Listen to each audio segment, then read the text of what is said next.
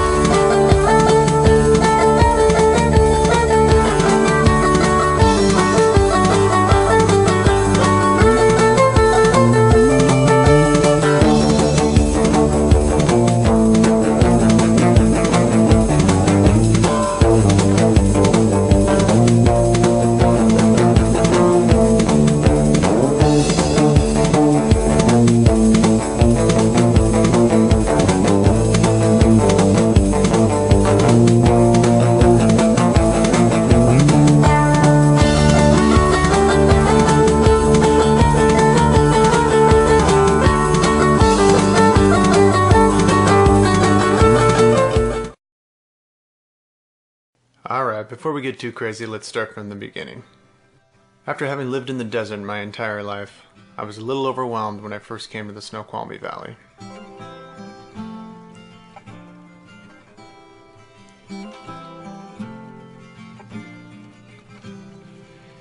The sheer beauty and the amount of things to do and places to see could keep you busy for a lifetime. I sometimes wonder if people that have lived here their whole lives truly comprehend what they have. Like that little waterfall down the road from us.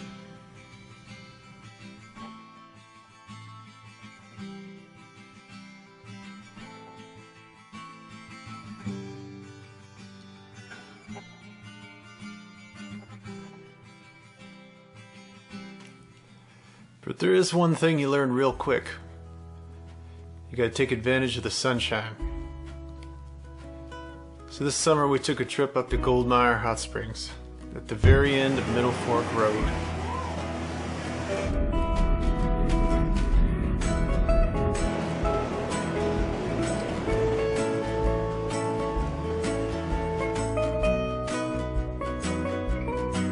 Truly an amazing place everyone should see at least once.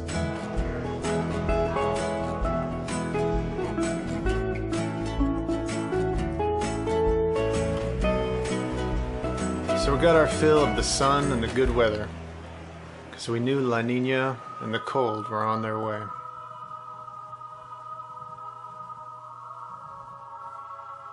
Who am I kidding?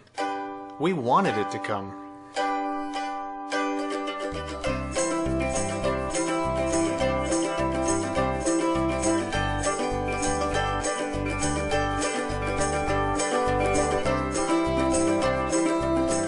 Yeah, we were eager to hit the slopes and do some shredding.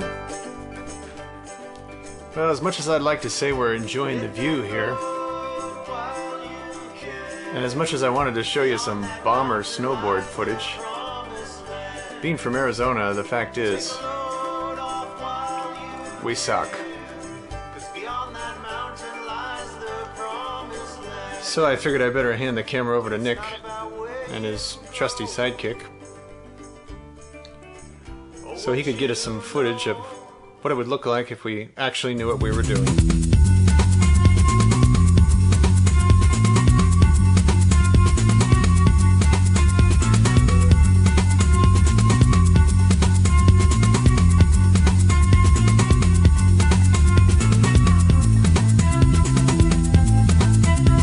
Meanwhile, we had our own thing going on. Yeah, we were busy hanging out with our kind of peeps. I will most likely be sleeping on the couch for about a month for showing this footage. Well, the weather just wouldn't let up, and in January of this year it happened. Snowpocalypse. Snowmageddon. A massive ice storm basically brought civilization to a halt for about a week. Of course, the ice had to melt. So for us, it was just another opportunity to go rafting. So Tim brought his chainsaw, but we soon discovered it would take about a week to cut our way to the put-in. So after a not-so-easy turnaround, we made our way to the ranger station, where they told us that the Department of Natural Resources would be clearing the road. Well, we think what they meant is that good old country boys would be doing it for them.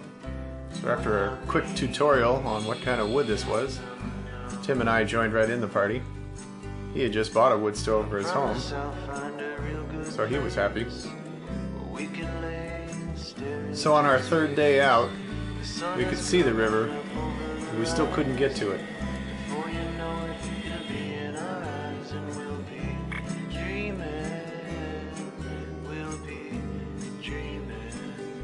So after cutting our way through the last of the obstacles, looked like we were finally going to make our way to the put-in.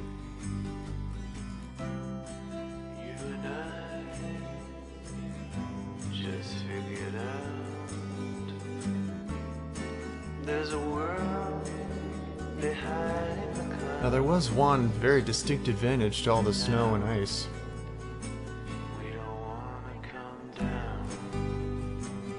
Hey, those boats are heavy.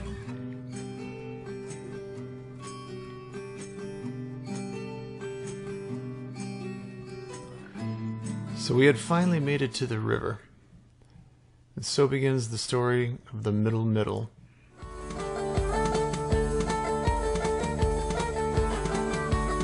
It's how rafters and kayakers refer to the Class 3-4 section of the Middle Fork of the Snoqualmie River. Endless amounts of fun. So close to home, you almost start to feel guilty about it.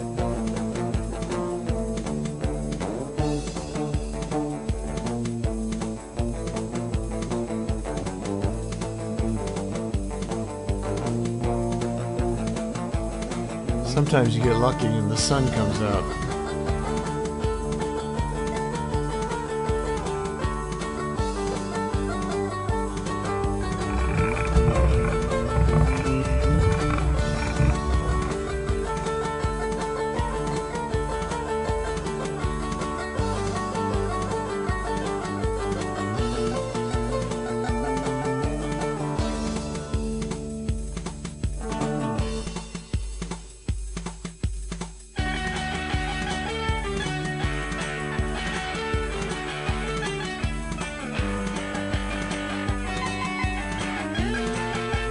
But it doesn't really matter what the weather's like, as long as the river's up.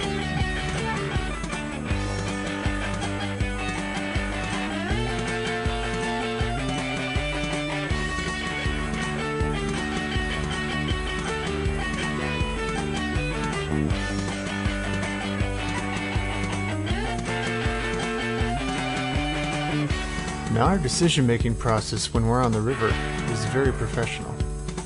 Like the time Rob was debating whether or not he should run House Rock Rapid at higher flows in an inflatable kayak.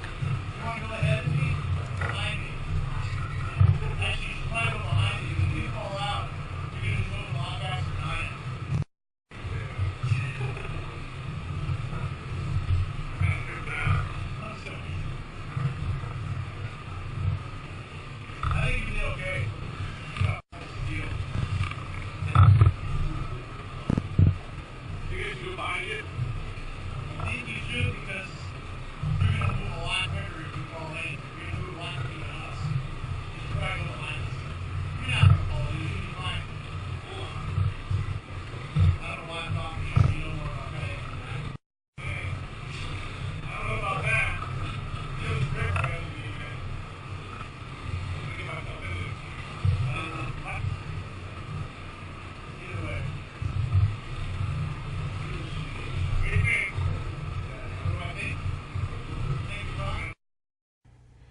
So we set off to run House Rock Rapid at a flow of 3,500 cubic feet per second.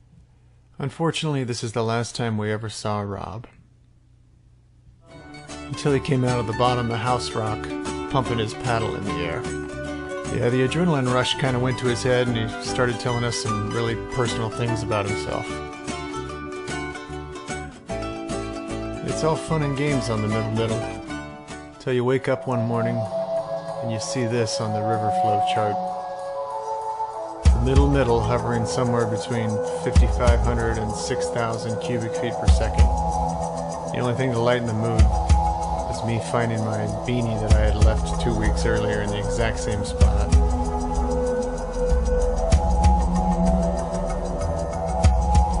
It took no time at all to figure out that today was different. All the waves were higher, and all the holes were bigger. There's a lot of holes you'd never even seen before.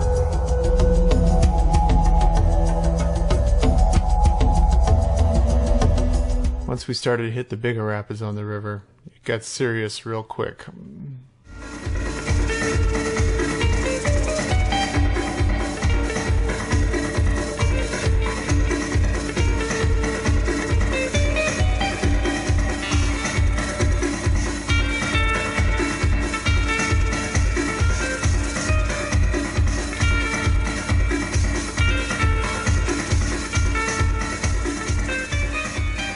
We knew we were going to be in for a battle once we hit House Rock Rapid.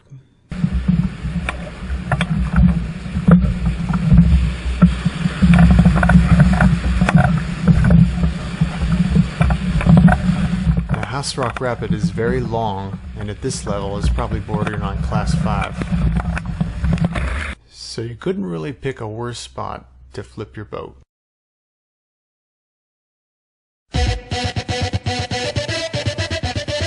Luckily we didn't, but now it was on.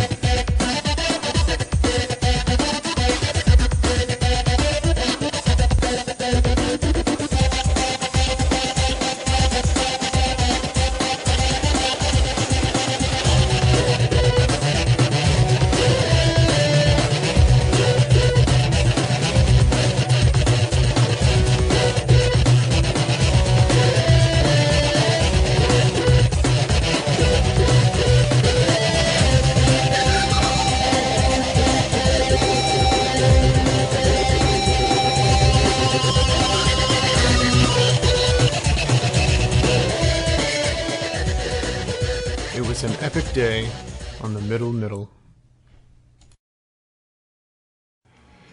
A few afterthoughts. First is my opposition to the idea of paving Middle Fork Road.